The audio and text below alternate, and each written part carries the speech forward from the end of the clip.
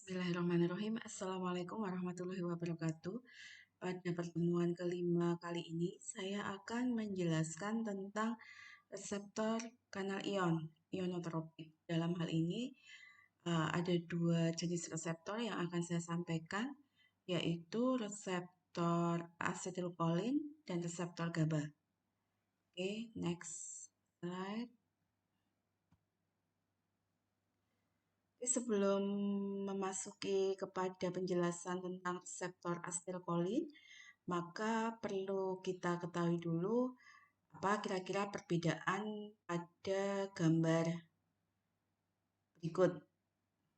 Ya, biasanya kalau di forum kuliah interaktif saya akan bertanya kepada mahasiswa ini kira-kira perbedaannya ada di mana gitu ya antara gambar A dan gambar B. Di gambar A itu warna kuning, di gambaran tentang kanal ion berwarna kuning. Gambar B itu yang berwarna ungu. Ini gambaran tentang kanal ion. Kebetulan di sini yang gambar A itu adalah kanal kalium, sedangkan yang gambar B itu adalah kanal natrium. Sementara kita tahu bahwa sifat dari kanal ion itu adalah spesifik. Jadi dia hanya bisa dilewati oleh ion-ion tertentu sesuai dengan kanalnya. Kalau yang A ini adalah aktivitas dari kanal ion itu disebabkan karena perubahan potensial membran, ya karena adanya voltase, perubahan potensial membran. Jadi yang awalnya voltase intrasel itu adalah minus 70 milivolt, kemudian menjadi minus 50. Dan ini awalnya adalah dalam posisi tertutup, close, tertutup. Kemudian bisa menjadi terbuka. Kemudian aliran kalium itu keluar ke ekstrasel. Dari intra ke ekstrasel. Jadi kalau yang A ini adalah memang aktivitas kanal ion. Aktivitas kanal ion berarti adalah pembukaan. Pembukaan kanal ion itu disebabkan karena perubahan potensial membran. Itu kalau yang gambar B ini adalah aktivitas kanal ion, pembukaan kanal ion itu disebabkan karena adanya rangsangan kimia. Ya, itu perbedaannya. Jadi di sini awalnya adalah kanal natriumnya tertutup, ya, kemudian dengan adanya senyawa asetilkolin yang berikatan dengan reseptor yang ada di dekat kanal, maka akan mengakibatkan kanal natrium membuka, sehingga ada masuk ion natrium dari ekstra ke intrasel.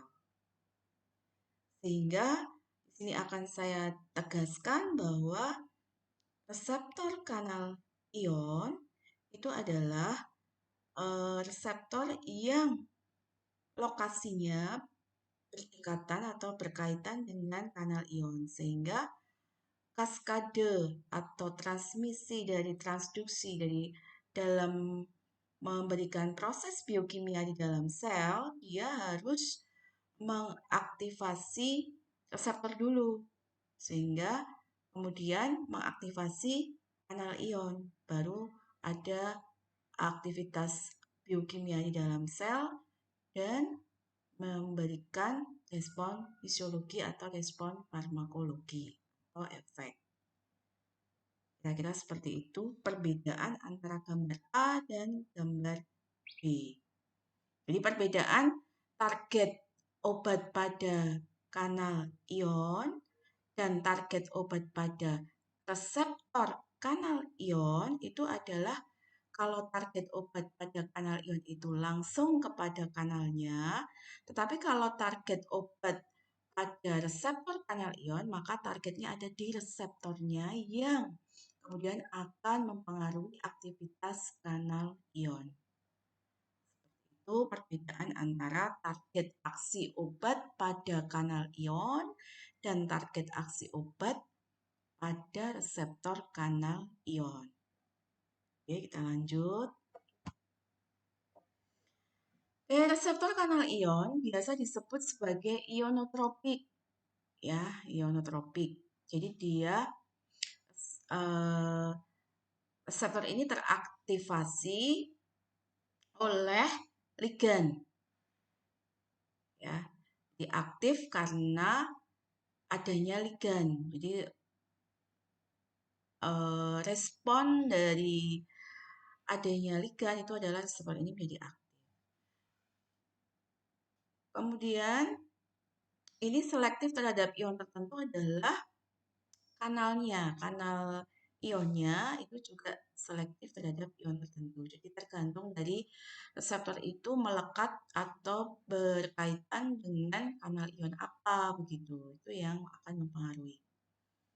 Kemudian dia di dalam memberikan signaling di dalam di dalam sel itu relatif lebih cepat dibandingkan dengan reseptor yang aktivasinya melibatkan protein G.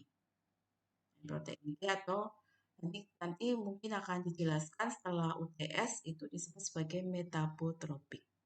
Ini contoh dari reseptor ionotropik atau kanal ion itu adalah reseptor asetilkolin nikotinik, reseptor GABA alfa, reseptor glutamat, dan reseptor serotonin. Saya akan menyampaikan di pertemuan ke-5 ini adalah dua reseptor ini, reseptor asetilkolin nikotinik dan reseptor GABA. Oke. Jadi reseptor asetilkolin nikotinik disingkat dengan NACR. Ini adalah reseptor asetilkolin nikotinik. Dinamakan reseptor asetilkolin nikotinik karena ligannya adalah asetilkolin. Di asetilkolin itu apa? Asetilkolin itu adalah molekul yang pertama kali diidentifikasi sebagai neurotransmitter. Jadi asetilkolin itu adalah suatu neurotransmitter. Asetilkolin ini memiliki aksi pada sistem saraf otonom. Sistem saraf otonom baik di perifer maupun sistem saraf pusat. CNS ini Central Nervous System atau sistem saraf pusat. Neurotransmitter asetilkolin ini memiliki dua macam reseptor, yaitu reseptor nikotinik dan muskarinik. Ya, jadi beri nama reseptor asetilkolin nikotinik dan reseptor asetilkolin muskarinik. Reseptor asetilkolin nikotinik ini bekerjanya terkait dengan kanal ion, sedangkan reseptor muskarinik bekerjanya terkait dengan protein G. Itu berbedanya, sehingga kenapa di sini kita fokus hanya pada reseptor asetilkolin nikotinik karena kita memberikan penjelasan khusus untuk reseptor kanal ion. Asetilkolin ini, neurotransmitter ini berperan antara lain untuk regulasi belajar atau learning. Jadi, kemampuan akademik, potensi akademik itu sangat bergantung pada asetilkolin. Ya. Kalau misalnya kenapa kemampuan learning atau belajar orang itu lebih lambat daripada orang lain, itu mungkin bisa jadi karena asupan asetilkolinnya kurang atau lebih rendah daripada yang pembelajar cepat. Jadi yang pembelajar lambat bisa jadi karena asetilkolinnya lebih sedikit daripada yang pembelajar cepat. Kemudian juga berperan dalam memori ingatan, kemudian kontrol gerakan. Ini ya nanti terkait dengan kontraksi begitu ya. Kemudian ada mood atau perasaan, sehingga memang asetilkolin ini atau reseptor asetilkolin itu bisa menjadi target aksi beberapa obat-obat biasa. Ini contoh-contoh penyakit yang berkaitan dengan neurotransmitter asetilkolin. Alzheimer, Alzheimer itu pikun gitu, demensia. Itu memang disebabkan karena degenerasi sistem kolinergik.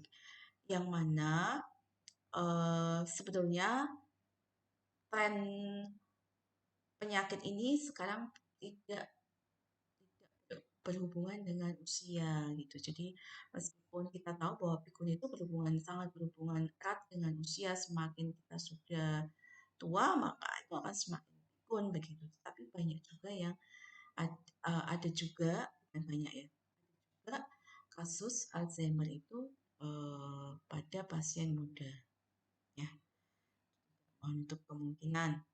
Kemudian miastenia gravis. Miastenia gravis itu penyakit autoimun yang ditandai dengan gejala kelemahan otot.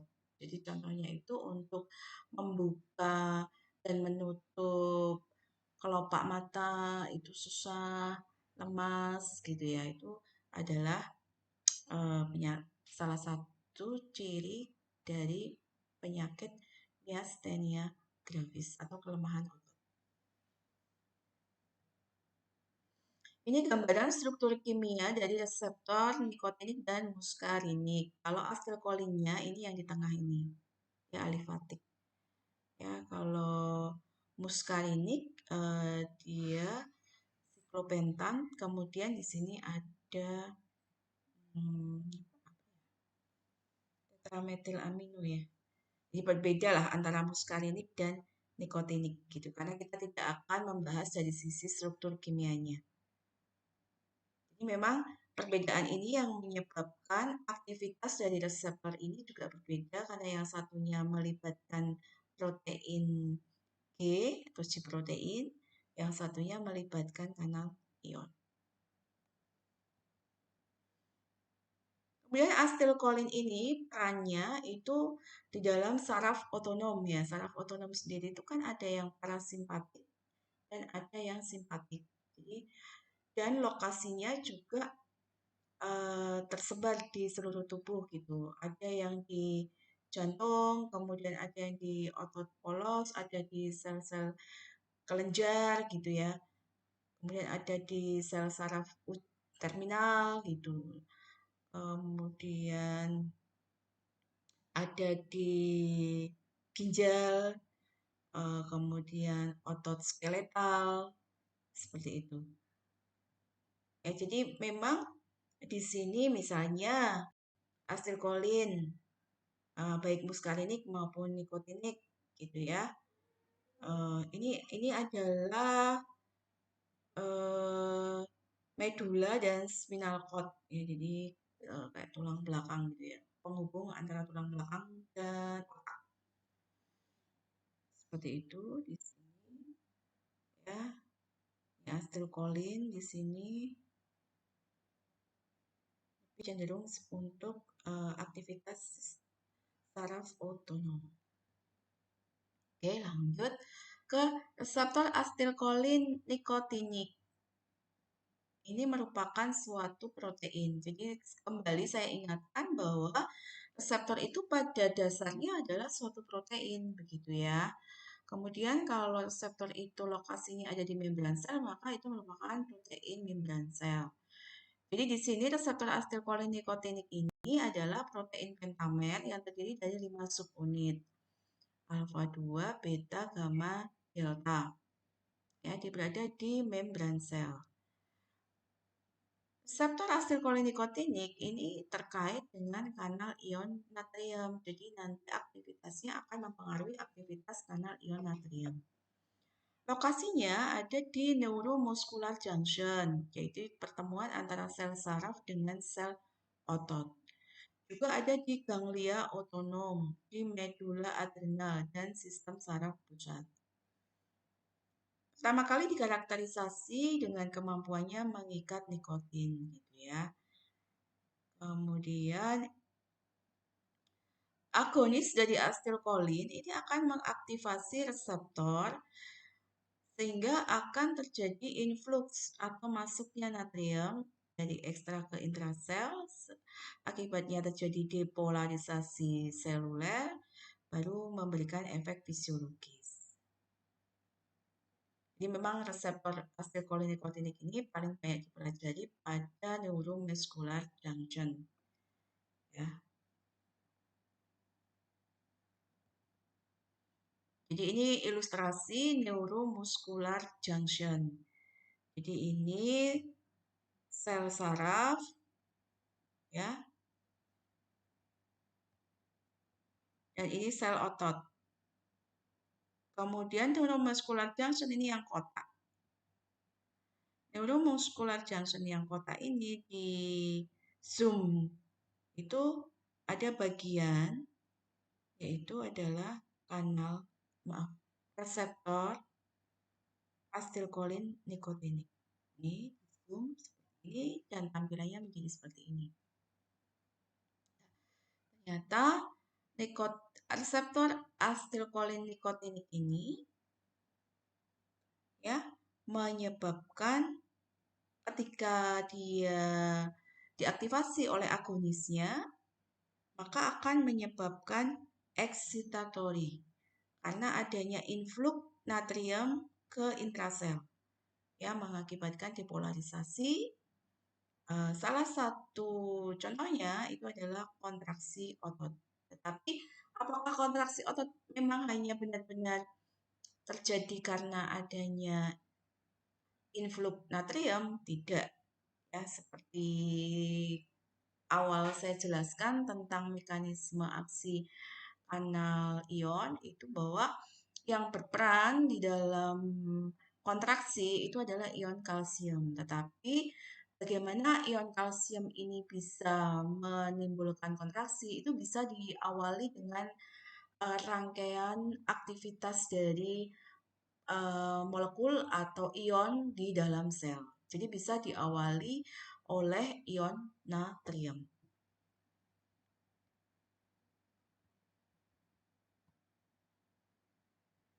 Jadi ini ilustrasinya. Reseptor asetilkolin nikotinik itu berada di neuromuscular junction. Ini gambarannya seperti ini. Kemudian ini impuls saraf. Terjadi pelepasan asetilkolin itu karena adanya pembukaan kanal ion kalsium di dalam sel saraf. Jadi aktivasi awalnya itu adalah adanya peningkatan ion kalsium di dalam sel saraf. Salah satu fungsi ion kalsium itu adalah memicu pelepasan neurotransmitter. Ingat lagi ya. Jadi di situ ketika ion kalsiumnya meningkat, maka akan memicu pelepasan asetilkolin dari sel saraf menuju keluar sel. Kemudian asetilkolin yang keluar dari sel saraf ini diikat oleh reseptor asetilkolin yang ada di sel otot, yang ada di permukaan sel otot. Ya, kebetulan reseptor asetilkolin nikotinik ini terhubung dengan kanal ion natrium, sehingga ion natrium kanal ion menjadi aktif. Aktivasi dari kanal ion natrium ini akan menyebabkan influx natrium. Influx natrium di dalam sel ini menyebabkan depolarisasi. Depolarisasi ini adalah depolarisasi parsial, kemudian akan mengaktifkan kanal natrium yang lain seiring dengan adanya perubahan voltase dari sel. Kemudian akan terjadi depolarisasi yang lebih besar lagi karena depolarisasi ini dengan adanya influx natrium ini menyebabkan depolarisasi akan mengaktifkan kanal ion natrium kembali, begitu dan seterusnya akan terjadi depolarisasi. Depolarisasi ini yang akan menyebabkan pembukaan kanal kalsium dari gudang kalsium di dalam sel. Dalam hal ini adalah retikulum sarkoplasma. Karena ini lokasinya ada di dalam sel otot. Di dalam sel otot, jadi di sini ion kalsiumnya dikeluarkan dari retikulum sarkoplasma, kemudian akan terjadi peningkatan ion kalsium di dalam sel. Peningkatan ion kalsium di dalam sel itu yang mengakibatkan terjadinya kontraksi otot. Kira-kira seperti itu neurotransmisi dari asetilkolin dengan reseptor asetilkolin nikotinik yang sampai menimbulkan efek kontraksi otot. Dengan adanya penjelasan dari neurotransmisi asetilkolin tadi, maka kita nanti bisa memiliki gambaran untuk obat-obat dengan target aksi pada reseptor asetilkolin. Nah, ini misalnya adalah obat pelemas otot atau neuromuscular blocking agent.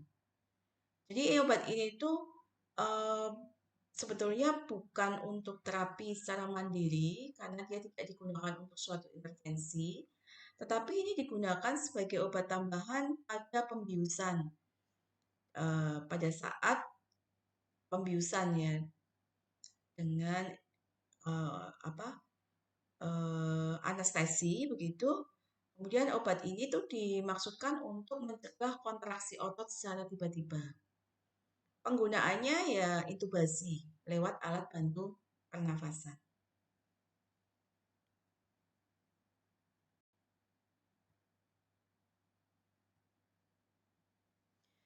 Ini anekdotnya. Jadi bahayanya anestesi yang terlalu besar dengan dosis yang terlalu besar. Jadi memang dokter bedah itu membutuhkan anestesi. Kenapa? Untuk mengurangi rasa sakit pasien dan sebetulnya juga untuk mendapatkan relaksasi otot dan mengulangi gerak refleks pada operasi-operasi besar. Ya, begitu. Kalau misalnya digunakan anestesi dalam dosis yang besar, maka bisa menyebabkan kematian di meja operasi. Jadi ini anekdotnya adalah he is truly an anesthesiologist. Jadi dia memang benar-benar anestesi sampai dokternya, kemudian beberapa perawatnya ini terkapar ya.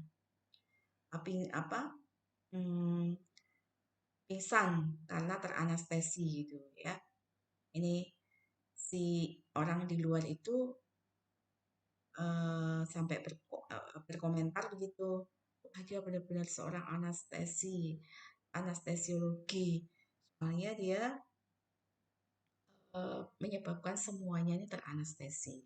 Kalau dipakai anestesi dosis, ini anekdotnya seperti ini. Kemudian, bagaimana kalau misalnya dosisnya terlalu kecil gitu. Jadi juga bahaya juga. Jadi ini bahaya anestesi dengan dosis yang terlalu rendah atau dosis yang terlalu ringan. Terutama untuk dokter bedahnya karena dia bisa diomelin pasiennya karena merasa sakit luar biasa misalnya gitu. Dia bisa merasakan sakit. Jadi kan anestesi itu juga untuk anti nyeri ya. Karena dia kan nggak merasakan apa-apa. Ya, jadi ini marah gitu sama dokternya karena kesakitan.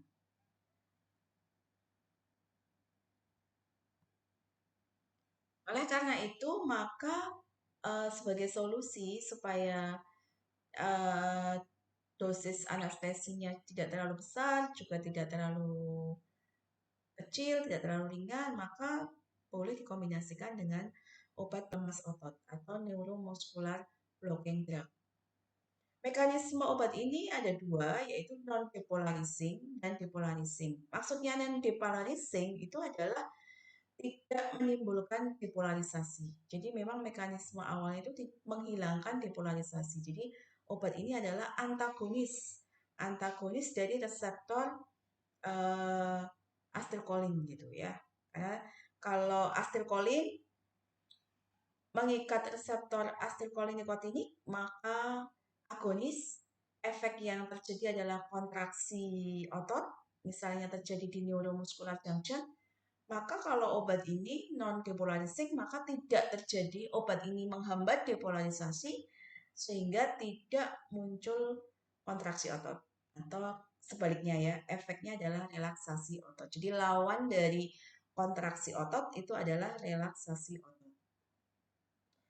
Contoh obat ini adalah tubukunarin, ini long duration, jadi aksinya itu lama. Kemudian ada vecuronium, pangcuronium itu short duration, jadi aksinya itu pendek. Ya, jadi memang neuromuscular blocking ini obat-obat penghambat neuromuskular ini digunakan untuk relaksasi otot ya pada saat pembedahan. Kemudian mekanisme yang kedua itu adalah depolarizing. Depolarizing itu artinya bahwa masih terjadi depolarisasi tetapi depolarisasinya parsial gitu. Sehingga disebut obat ini, contoh obatnya adalah succinylcholine. Obat ini disebut sebagai agonis parsial. Kalau tubucularin, vecuronium, pangcuronium ini adalah antagonis, sedangkan succinylcholine itu adalah agonis parsial karena terjadi depolarisasi. Jadi depolarisasi. Bagaimana kerjanya nanti saya akan jelaskan di slide berikutnya. Jadi obat tadi ya, tubucularin, pangcuronium, vecuronium itu awalnya adalah suatu alkaloid. Penemuan awalnya itu merupakan alkaloid yang disebut dengan curare. Ini awalnya itu berasal dari Amerika Selatan. Itu merupakan getah gitu ya, getah dari suatu pohon gitu ya, digunakan untuk racun pada panah untuk berburu binatang gitu, supaya binatangnya itu hanya lemes saja tapi tidak mati. Ini mekanisme aksi curare ini memang mengikat reseptor asetilkolin-nikotinik, kemudian menghambat aksi asetilkolin. Tidak terjadi depolarisasi sehingga menyebabkan kelumpuhan otot gitu ya. Ini tubucularin onsetnya muncul, jadi aksinya muncul itu pada menit sekitar 4 sampai 6 menit setelah pemberian. Sedangkan durasinya itu 8 sampai 120 menit. Yang lamanya dia bisa memberikan efek itu 8 sampai 120 menit. Sedangkan yang ini berarti kategorinya adalah long action ya. Kalau pangcuronium onsetnya itu dimulai 4 sampai 6 menit, durasinya jauh lebih ini 100 jauh lebih lama nih daripada tubucularin, maaf. Terus ini 120 sampai 180 menit. Kemudian vecuronium ini aksinya pendek ya, hanya 30 sampai 40. Jadi yang biasa digunakan untuk klinik ini tubucularin, pangcuronium atau vecuronium. Tergantung dari lamanya pembedahan, dibutuhkan berapa lama. Ini tubucularin diperkenalkan pertama kali tahun 1912 oleh Leeuwen di Jerman. Ini merupakan ekstrak murni curare yang pertama dipakai untuk anestesi pada tahun 1941 oleh Griffith of McGill untuk mengurangi nyeri dan memblok gerakan refleks otot. Awalnya digunakan untuk racun panah oleh penduduk asli Amerika Selatan untuk melumpuhkan buruannya dari tanamannya ini. Jadi dia alkaloid dari tanaman Strychnos toxifera, Strychnos castelnei. Senyawa aktif utamanya adalah tubucularin yang dipakai untuk prototipe obat-obat penghambat neuromuskular. Untuk selanjutnya muncul tadi ya, pangcuronium dan kawan-kawannya tadi.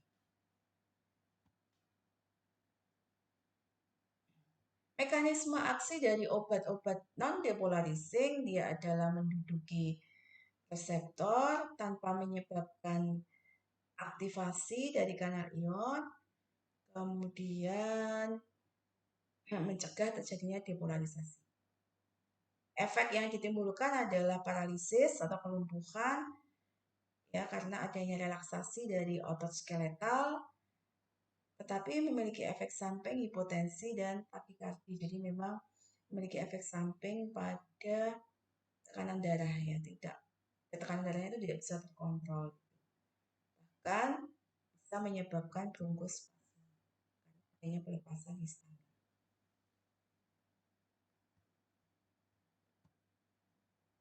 Ini struktur kimianya. Jadi memang untuk non-depolarizing blocker, ini karakteristik secara struktur kimianya dia adalah aromatik, ya. Jadi tubokurarin, pecuronium, pancuronium ini semuanya adalah aromatik. Sedangkan yang mekanisme aksinya depolarizing dalam hal ini adalah obatnya succinylcholine dan decametonium ini alifatik. Ini perbedaannya di sini.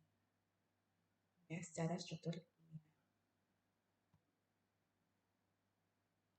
Kemudian kalau tadi non depolarizing itu memang obat mengikat reseptor asetilkolin kemudian tidak terjadi depolarisasi, jadi sifatnya adalah antagonis. Kalau yang depolarizing succinylcholine ini masih terjadi depolarisasi. Jadi si senyawa kimia ini mengikat reseptor asetilkolin kemudian menyebabkan pembukaan kanal masih begitu, tetapi nanti bisa menghambat transmisi dari neuromuskular. Kenapa? Karena dia mencegah untuk terjadinya repolarisasi dari kanal ion. Jadi kanal ion itu sebetulnya pada saat dia aktif, nanti dia akan menjadi inaktif. Pada saat dia menjadi inaktif, maka bisa kembali menjadi aktif karena ada proses repolarisasi. Nah, obat succinylcholine ini dia menyebabkan kanal ion ini inaktif dalam jangka waktu yang lama, jadi tidak bisa menjadi aktif kembali. Itu yang menyebabkan terjadinya persisten depolarisasi pada jangka waktu yang lama. Jadi memperlama depolarisasi, memperlama kanal ion dalam posisi inaktif.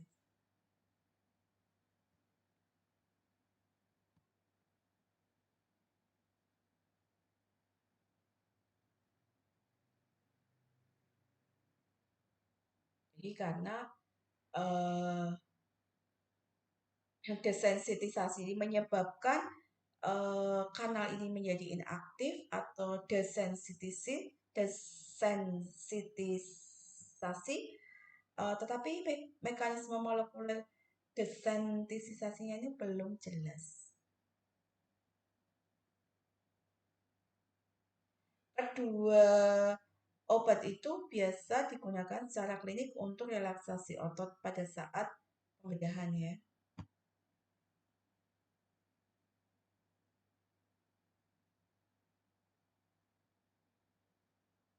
Jadi memang obat yang menghambat depolarisasi, depolarizing blocking agent, ini mirip dengan asetilkolin.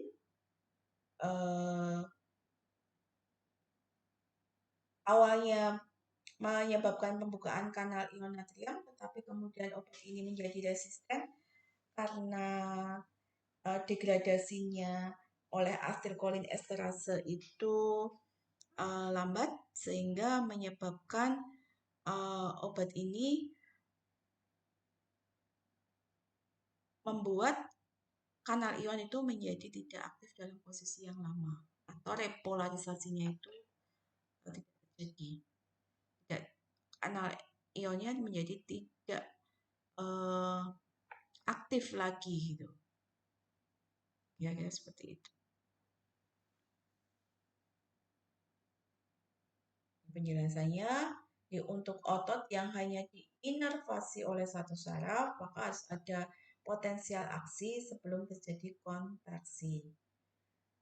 Jadi untuk menghasilkan potensial aksi, kanal natrium itu teraktivasi voltase. kanal natrium aktif voltase harus buka gitu. Setelah itu akan mengalami inaktivasi. Agar dapat diaktifasi lagi, agar ada potensial aksi lebih lanjut, jadi kayak terjadi potensial aksi yang bersinambungan, harusnya kanal yang terinaktivasi tadi itu harus direpolarisasi dulu untuk kembali ke kondisi resting state-nya. Nah, obat-obat dengan mekanisme aksi depolarizing blocking ini memperlambat depolarisasi. Jadi mencegah kembali ke resting state. Nah, karena itu pelepasan asetilkolin lebih lanjut itu tidak bisa memicu potensial aksi sehingga tidak terjadi depolarisasi yang lanjutan. Akibatnya otot itu akan mengalami paralisis. Bahkan setelah reseptornya diaktifasi. Paralisis itu tadi kelumpuhan ya, jadi kebalikan dari kontraksi juga.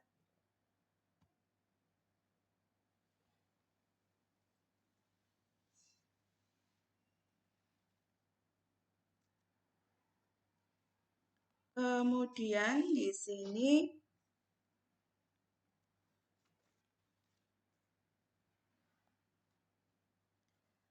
obat-obat yang beraksi secara langsung pada reseptor asetilkolin nikotinik.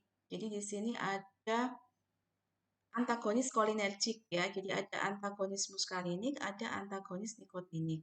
Antagonis nikotinik ada ganglionik blocking agent, jadi senyawa-senyawa yang menghambat ganglionik. Kemudian ada neuromuscular blocking agent. Ini tadi sudah saya sampaikan bahwa saraf otonom itu adalah saraf yang di luar perintah gitu. Jadi kan saraf itu ada sensorik, motorik, otonom. Contohnya misalnya adalah kontraksi otot jantung, kemudian kerja dari otot jantung, kerja dari otot polos di pembuluh darah. Itu kan tanpa kita komando, dia sudah otomatis bekerja gitu, sehingga disebut sebagai saraf otonom. Jadi dia memang ada yang parasimpatik, ada yang simpatik gitu. Yang parasimpatik biasanya memperlambat kerja ke arah homeostasis, kalau simpatik itu mempercepat kerja gitu. Itu kira. Ini unlock. Jadi ini ada sistem saraf pusat, jadi ada otak dan medula spinalis gitu ya. Ini sumsum tulang belakang gitu ya. Kemudian di sini ada ini contohnya parasimpatik ini memperlambat denyut jantung, kemudian kontraksi bronkus, kemudian stimulasi peristaltis ini di gastrointestinal ya. Itu seperti itu. Kemudian ini di kandung kemih menyebabkan kontraksi kandung kemih. Kalau ini simpatetik gastrik misalnya menghambat peristaltik dan sekresi. Tuh, kemudian kalau di jantung itu akselerasi mempercepat denyut jantung. Ini kebalikan kalau yang di bronkus itu dilatasi untuk simpatetik. Kira seperti itu penjelasannya. Ya ini. Ganglionik blocking drug. Jadi obat yang menghambat di ganglion tadi ya, di ganglion. Di ganglion ya. Jadi menghambat kerja saraf simpatik dan parasimpatik kerja obat ini. Memiliki efek kuat pada sistem kardiovaskular. Misalnya vasodilatasi karena penghambatan pada sistem saraf simpatik. Berkurangnya kekuatan kontraksi jantung atau meningkatnya denyut jantung. Nah, kalau efek pada gastrointestinal ini diatur oleh sistem parasimpatik, jadi berkurangnya motilitas gastrointestinal atau konstipasi. Penggunaan secara klinis memang sangat terbatas. Contoh obatnya trimetapan dan dexamethasonium. Ini mungkin memang tidak begitu familiar obatnya. Efek penghambatan ganglionik kalau di arteri, saraf yang dominan, simpatik, kemudian efeknya itu dilatasi, menurunkan tekanan darah. Kalau di vena, simpatik juga sarafnya, dilatasi juga, kemudian menurunkan kembalinya vena. Di jantung, parasimpatik yang menyebabkan takikardi, peningkatan denyut jantung. Kalau di mata, iris, parasimpatik ini menyebabkan midriasis atau pupil membesar. Ini efek penghambatan dari ganglionik ya. Obat-obat ini bisa dipakai untuk katakanlah obat hipertensi itu. Kemudian di sini di otot ciliary muscle ini ada efeknya siklopegia, kelumpuhan otot. Di gastrointestinal menurunkan motalitas. Di kandung kemih retensi urin. Ini berkaitan dengan elektrolit tubuh, jadi nanti berkaitan juga dengan kemungkinan volume cairan tubuh, jadi berkaitan juga bisa dipakai untuk sebetulnya antihipertensi juga. Kemudian kelenjar saliva, saraf yang terlibat, saraf parasimpatik, kemudian mulut, efek yang ditimbulkan mulut kering. Kemudian ini kelenjar keringat, ini penurunan keringat. Ini obat-obat yang bereaksi langsung pada reseptor asetilkolinikotinik disebut sebagai obat-obat kolinomimetik. Jadi obat ini ada yang bereaksi langsung, artinya langsung kepada reseptornya, dan ketika memiliki aksi mirip dengan asetilkolin, maka disebut dengan agonis.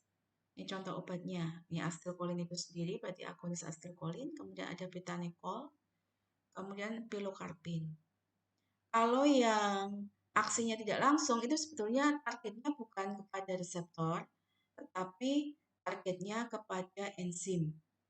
Kemarin sudah saya sampaikan pada target aksi enzim, di sini ada inhibisi kolin esterase. Jadi obatnya kemarin kan neostigmin, bisostigmin, pyridostigmin, etroponium gitu. Ini adalah obat-obat yang biasa digunakan untuk demensia atau Alzheimer. Jadi memang kerjanya adalah menghambat enzim ya, menghambat enzim yang mendegradasi asetilkolin. Jadi memang prinsipnya untuk penyakit-penyakit ini karena adanya degenerasi asetilkolin. Jadi orang yang pikun gitu tuh karena kekurangan asetilkolin. Padahal asetilkolin itu berfungsi untuk tadi learning and memory gitu. Sehingga kalau itu kurang ya jadi dia pelupa gitu, tidak ingat gitu. Jadi sudah nggak bisa untuk ngapalke misalnya seperti itu. Ya. Jadi supaya asetilkolinnya bisa dipertahankan, maka degradasi atau metabolisme asetilkolin itu dihambat. Jadi penghambatan metabolisme itu bisa melalui penghambatan kerja enzim kolin esterase. Sehingga disebut sebagai indirect acting. Jadi aksinya itu tidak secara langsung karena target aksinya justru pada enzim.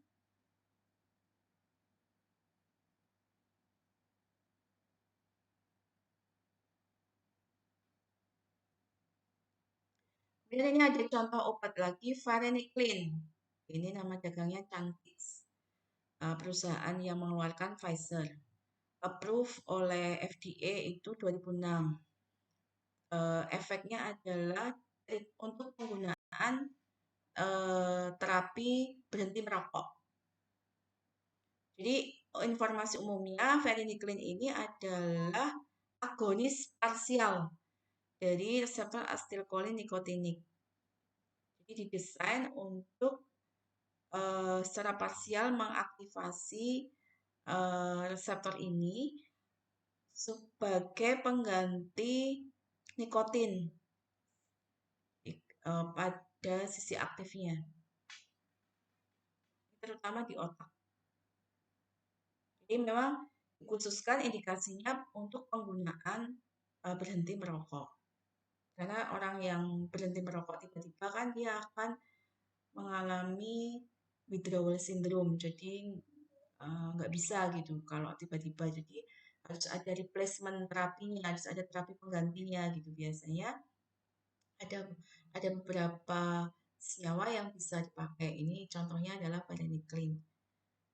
Terus sehingga seolah-olah dia rasa seperti merokok, tapi sebenarnya dia tidak merokok. Mekanisme aksi dari varenicline ini adalah agonis reseptor asetilkolin nikotinik pada alfa 4 beta 2.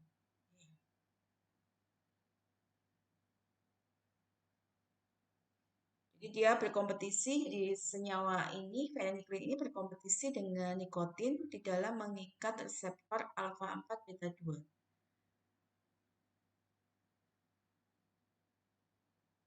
Jadi obat ini menunjukkan agonis yang ringan, aktivitas agonis yang ringan pada sisi aktifnya.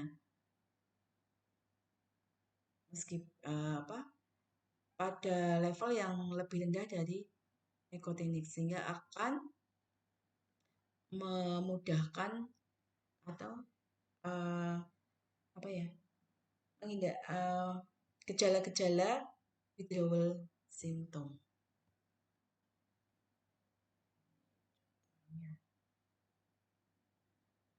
Ini hasilnya, hasil penelitiannya 44% itu berhenti merokok setelah konsumsi cantik 1 mili. Ini ada pembandingnya yang lainnya. Misalnya ini ada yang placebo itu 17% hasilnya. Oke, itu untuk reseptor asetilkolin nikotinik yang kerjanya memang melibatkan kanal ion natrium. Oke, untuk selanjutnya kita akan jelaskan tentang reseptor GABA. Di reseptor GABA ini reseptor yang afinitasnya hanya bisa dengan molekul GABA. GABA ini singkatan dari gamma aminobutyric acid. Jadi GABA ini juga neurotransmitter ya, molekul yang dikeluarkan oleh sel saraf gitu. Jadi disebut sebagai neurotransmitter. Kemudian karena aktivitasnya inhibitory, jadi menghambat kerja dari sistem saraf, maka di sini disebut dengan neurotransmitter inhibitor. Ini terjadinya di sistem saraf pusat terutama di otak.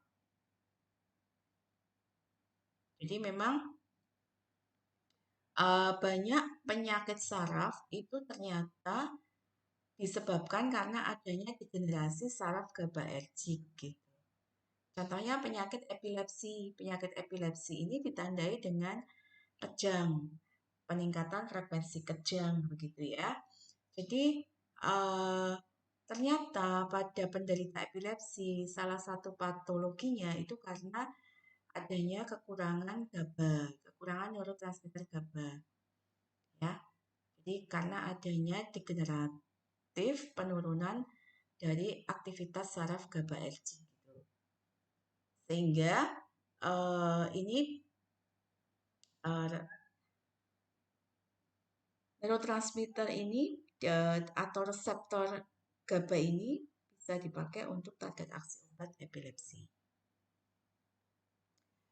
GABA sendiri itu disintesis dari glutamat dengan bantuan enzim glutamic acid dekarboksilase atau GAD.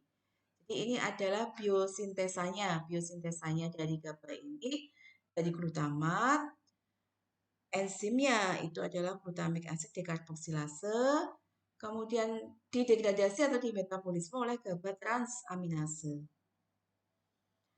Sekali dilepaskan oleh sel saraf, GABA ini berdifusi menyeberangi celah untuk berinteraksi dengan reseptornya sehingga menimbulkan aksi penghambatan fungsi dari sistem saraf pusat.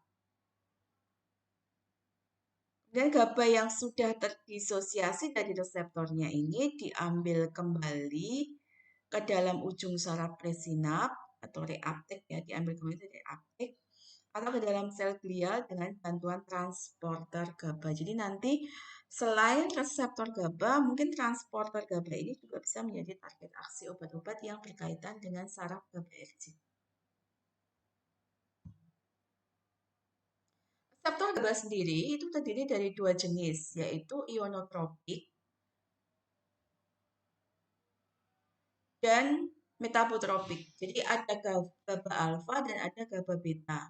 GABA alfa itu ionotropik, GABA beta itu metabotropik. Ionotropik itu berarti berkaitan dengan kanal ion, kalau metabotropik berkaitan dengan protein G. Reseptor GABA alfa terletak di possinap. Jadi ini merupakan tempat aksi obat-obat benzodiazepin dan golongan barbiturat.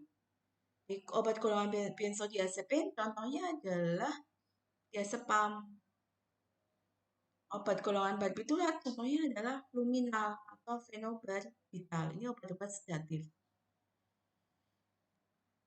Reseptor ini memiliki beberapa tempat aksi obat. Jadi ada benzodiazepin site, kemudian ada GABA site, kemudian ada barbiturat site, dan ada neurosteroid site. Reseptor GABA ini terhubung dengan kanal klorida, kanal ion klorida. Jadi kenapa GABA alfa disebut ionotropik? Karena reseptor GABA ini berkaitan atau berdekatan dengan kanal ion klorida.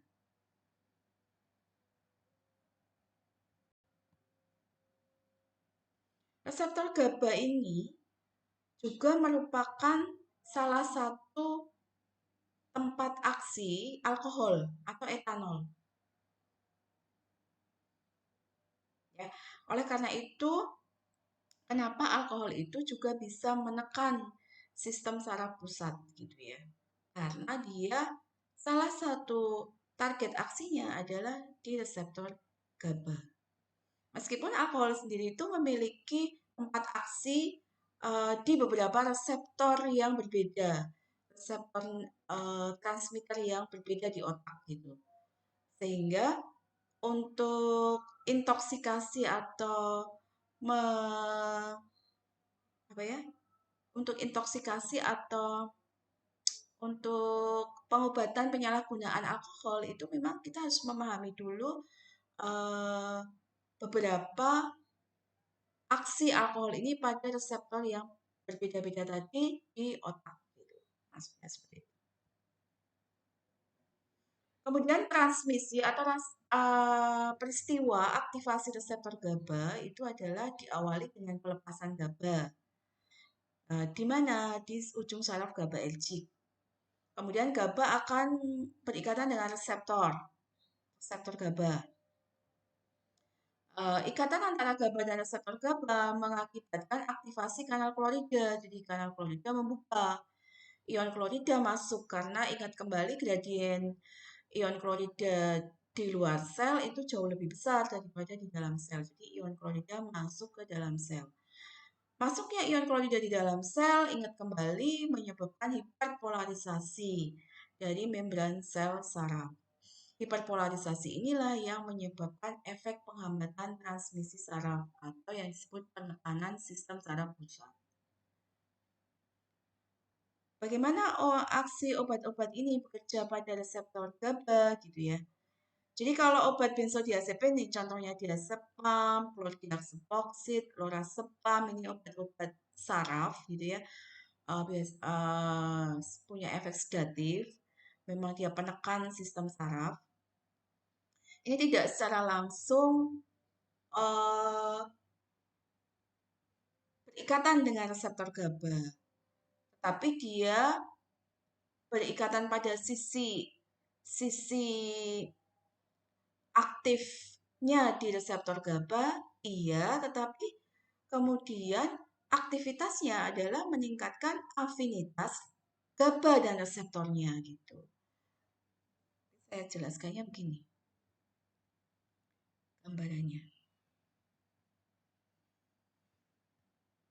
Ya, ini gambarannya. Jadi, ketika benzodiazepin mengikat di reseptor GABA pada sisi aktif benzodiazepin, ini bukan berarti kemudian langsung akan terjadi hiperpolarisasi, tidak, tetapi si GABA, neurotransmitter GABA itu akan tambah kuat mengikat reseptor GABA pada sisi aktifnya gitu. Jadi yang menyebabkan pembukaan kanal ion klorida itu adalah GABA dan reseptor GABA. Jadi ikatan GABA dan reseptor GABA gitu sehingga terjadilah hiperpolarisasi. Sehingga kerja obat-obat benzodiazepin itu meningkatkan afinitas reseptor terhadap GABA pada GABA site. Akibatnya aktivasi reseptor GABA, kemudian meningkat frekuensi pembukaan kanal klorida, kemudian hiperpolarisasi, kemudian akan terjadi penekanan sistem saraf pusat. Sama, obat-obat barbiturat juga sama, jadi dia mengikat reseptor GABA pada sisi aktifnya, tetapi kemudian akan memperkuat afinitas GABA dan reseptornya, kemudian akan memperlama pembukaan kanal klorida. Jadi terjadi hiperpolarisasi, kemudian terjadi penekanan sistem saraf pusat. Kalau pikrotoksin itu konvulsan, jadi dia mengeblok kanal klorida, kemudian mengeblok efek penghambatan possinap GABA. Jadi efeknya itu kebalikan. Kalau GABA tadi inhibitori, kalau ini konvulsan berarti efeknya eksitatori. Konvulsi itu kejang.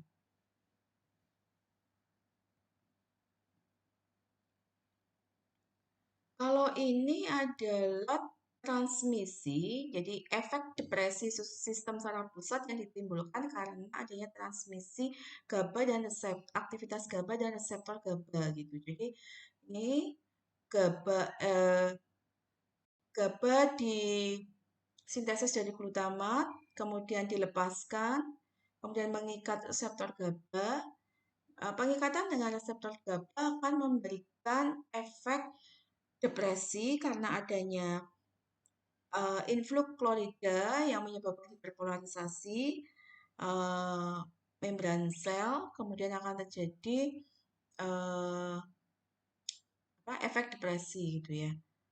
Itu yang pertama. Kemudian yang kedua, kalau GABA ini sudah selesai aktivitasnya, maka dia bisa di metabolisme yang kemudian mengalami ambilan kembali reuptake masuk lagi ke sini oleh transporter. Jadi beda dengan kolin ya, beda dengan asetilkolin. Kalau asetilkolin itu reuptake-nya itu hasil metabolitnya, tapi kalau GABA ini bukan ini, jadi GABA-nya langsung. Kemudian metabolit GABA ini, jadi GABA ini mengalami metabolisme oleh enzim GABA transaminase, kemudian berdifusi menjauh.